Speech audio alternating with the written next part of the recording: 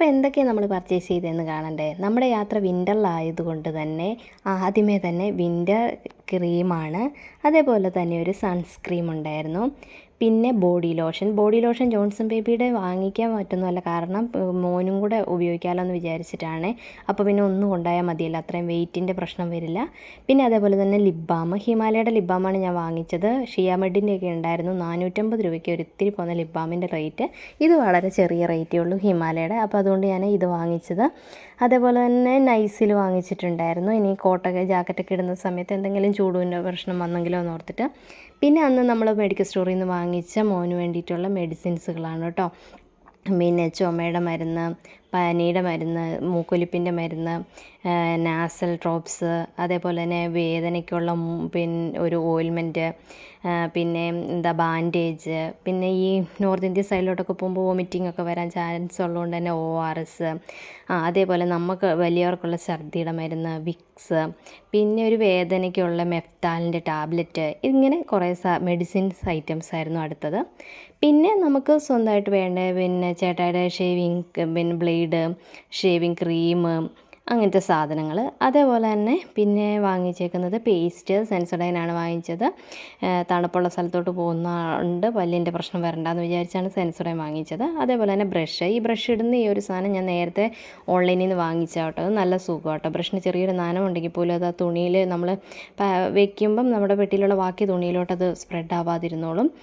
പിന്നെ അതേപോലെ തന്നെ തണുപ്പുള്ള സ്ഥലത്തായിട്ടാണല്ലോ എന്ന് വിചാരിച്ചിട്ട് തന്നെ വാങ്ങിച്ച് ചന്ദ്രികയുടെ ഒരു സോപ്പാണ്. ഈ സോപ്പ് വെക്കുന്ന ബോക്സും ഞാൻ കഴിഞ്ഞ ദിവസം ഓൺലൈനിൽ നിന്ന് വാങ്ങിച്ചതാണ് കേട്ടോ. ഉപയോഗിച്ച സോപ്പ് അതിനകത്ത് വെച്ച് കഴിഞ്ഞാൽ വെള്ളം പുറത്തോട്ട് ലീക്ക് ആകുന്നില്ല. നമുക്ക് പിന്നെ അത് വേറൊരു കവറിലിട്ട് കെട്ടേണ്ട അങ്ങനത്തെ ഒരു ബുദ്ധിമുട്ടൊന്നുമില്ല. പിന്നെ കുറച്ച് വെളിച്ചെണ്ണ കൊണ്ടുപോകാൻ വേണ്ടിയിട്ട് ചെറിയൊരു പാത്രം വാങ്ങിച്ചിട്ടുണ്ട്. അതേപോലെ തന്നെ ഇയർബഡ്സ്, അത് അത്ര ആവശ്യമില്ലായിരുന്നു. അപ്പോൾ അത്രയും വലിയ ബോക്സേ അവിടെ ഉണ്ടായിരുന്നുള്ളൂ കേട്ടോ, അതുകൊണ്ട് വാങ്ങിച്ചാൽ.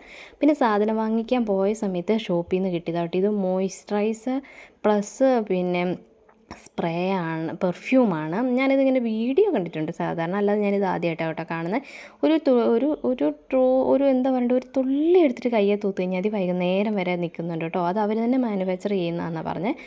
പിന്നെ എൻ്റെ കുറച്ച് സാധനങ്ങൾ, ക്ലിപ്പ്, സ്ലൈഡ്, ബെൽറ്റ്, അങ്ങനത്തെ സാധനങ്ങൾ. പിന്നെ കോമൺ ആയിട്ട് വാങ്ങിച്ചത് പിന്നെ മാസ്കാണ്. മാസ്ക് അവർ ലിസ്റ്റിൽ പറഞ്ഞിരുന്നു മാസ്ക്, അതുകൊണ്ട് വാങ്ങിച്ചത്. പിന്നെ വാങ്ങിച്ചപ്പം ഒരു ബോക്സ് വാങ്ങിച്ചു എന്നുള്ളൂ, കാരണം വീട്ടിൽ ക്ലീൻ ചെയ്യുന്ന സമയത്ത് അല്ലെങ്കിൽ ഹോസ്പിറ്റലിൽ പോകുന്ന സമയത്തൊക്കെ നമുക്ക് ആവശ്യമുള്ളൊരു സാധനമായതുകൊണ്ട് പിന്നെ അത് ബോക്സായിട്ട് വാങ്ങിച്ചു.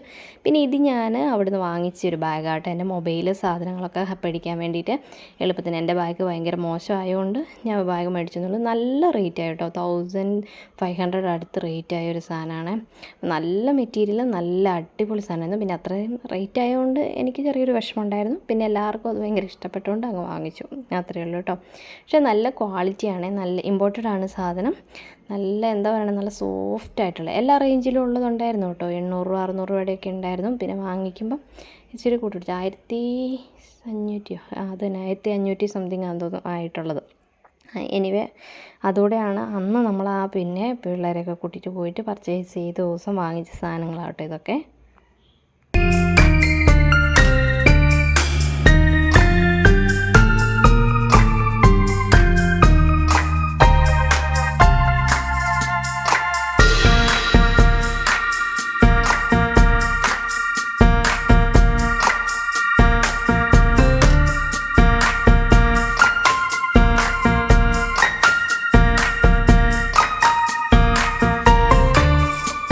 എല്ലാവർക്കും വേണ്ടിയിട്ട് സെപ്പറേറ്റ് ഇതെല്ലാം ഓൺലൈനിൽ നിന്ന് വാങ്ങിച്ചാൽ കേട്ടോ.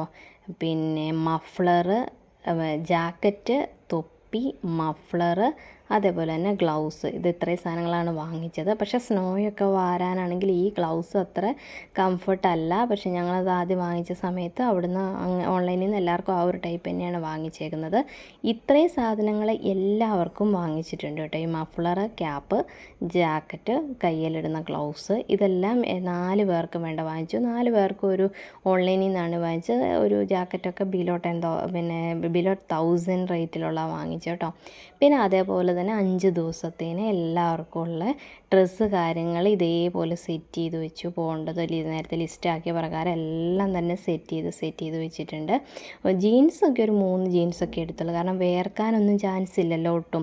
അപ്പം 3 ജീൻസൊക്കെ എടുത്തിട്ടുള്ളൂ, കാരണം അത്രയും വെയിറ്റ് കുറയ്ക്കാം. വെയിറ്റ് ശരിക്കും പറഞ്ഞു കഴിഞ്ഞാൽ 15 കിലോയുടെ ഒരു ചെക്കിൻ ബാഗും 8 കിലോയുടെ ചെറിയ ബാഗും കൊണ്ടുപോവാം. പക്ഷെ എന്നാലത് മോൻ്റെ കുഞ്ഞിൻ്റെയൊക്കെ എടുത്ത് കഴിയുമ്പോൾ അത് നമ്മൾ തന്നെ വേണമല്ലോ പിടിക്കാനുള്ളൊരു പ്രശ്നമുള്ളതുകൊണ്ട്. പിന്നെ ഒരു കൊന്ത, ഈശോയുടെ ഒരു രൂപം, ഇത്രയും സാധനങ്ങളൊക്കെയാണ് കേട്ടോ നമ്മൾ പോയപ്പോൾ കൊണ്ടുപോയത്. അങ്ങനെ എല്ലാം പാക്ക് ചെയ്ത് റെഡിയാക്കി ഇതേ ഹാളിൽ കൊണ്ടുവന്ന് വെച്ചിട്ടുണ്ട്. ശരിക്കും പറഞ്ഞു കഴിഞ്ഞാൽ ഇത് കാണുമ്പം വളരെ ഈസി ആയിട്ട് തോന്നുമെങ്കിലും നല്ല റിസ്ക് എടുത്താണ് പാക്കുന്നത്. സ്ഥിരമായിട്ട് ട്രാവൽ ചെയ്യുന്നവർക്ക് വലിയൊരു തലവേദന ഒന്നും ആയിരിക്കില്ല ഇക്കാര്യങ്ങളൊന്നും. പക്ഷേ ഞങ്ങളെപ്പോലെ ആദ്യമായിട്ടൊക്കെ ഒരു ട്രിപ്പ് പോകുന്നവരെ സംബന്ധിച്ചിട്ട് ഭയങ്കര ബുദ്ധിമുട്ടായിരിക്കും. കാരണം ചെക്കിൻ ബാഗിൻ്റെ സൈസ്, വെയിറ്റ്, അതൊക്കെ ഞങ്ങൾ ഒത്തിരി സെർച്ച് ചെയ്തു കേട്ടോ. ചെക്കിൻ ബാഗിൻ്റെ ഡയമെൻഷനും കറക്റ്റായിരിക്കണം. അതേപോലെ തന്നെ 15 കിലോയിൽ കൂടാൻ പാടില്ല. പിന്നെ ഇത് കൂട്ട് നമ്മുടെ കയ്യിൽ പിടിക്കുന്ന ഹാൻഡ് ബാഗ് ആണെങ്കിൽ അതിനും ഒരു ഡയമെൻഷനും കണക്കുമുണ്ട്. അതും 7 kg കൂടുതൽ കൂടാൻ പാടില്ല. എന്നാൽ ഇതെല്ലാം കൂടെ നമുക്ക് കൊണ്ടുപോകേണ്ട സാധനങ്ങളെല്ലാം ഇതിനകത്ത് റെഡിയാക്കണം. അങ്ങനത്തെ ഒക്കെ കുറേ ചടങ്ങുണ്ടായിരുന്നു. പിന്നെ ഇത് മാത്രം പോരാ, ആദ്യത്തെ ദിവസം ഞങ്ങൾ നേരെ പോയിട്ട് കൊച്ചിയിലെ എയർപോർട്ടിൻ്റെ അടുത്ത് തന്നെ ഒരു ഹോട്ടലിൽ സ്റ്റേ ചെയ്യുകയാണ് ചെയ്തത്. അപ്പോൾ അങ്ങോട്ട് വേണ്ട സാധനങ്ങൾ ഇനി ഇതാ കൂടാതെ വേറൊരു പെട്ടിയിലാണ് പാക്ക് ചെയ്ത്. ഇത് കംപ്ലീറ്റ് നമുക്ക് അങ്ങ് കാശ്മീരിന് പോകേണ്ട സാധനങ്ങളായിരുന്നു കേട്ടോ. അപ്പോൾ ഇതൊക്കെയായിരുന്നു കേട്ടോ ഞങ്ങളുടെ പാക്കിംഗ് ഡീറ്റെയിൽസ്. ഓക്കെ, ടാറ്റാ.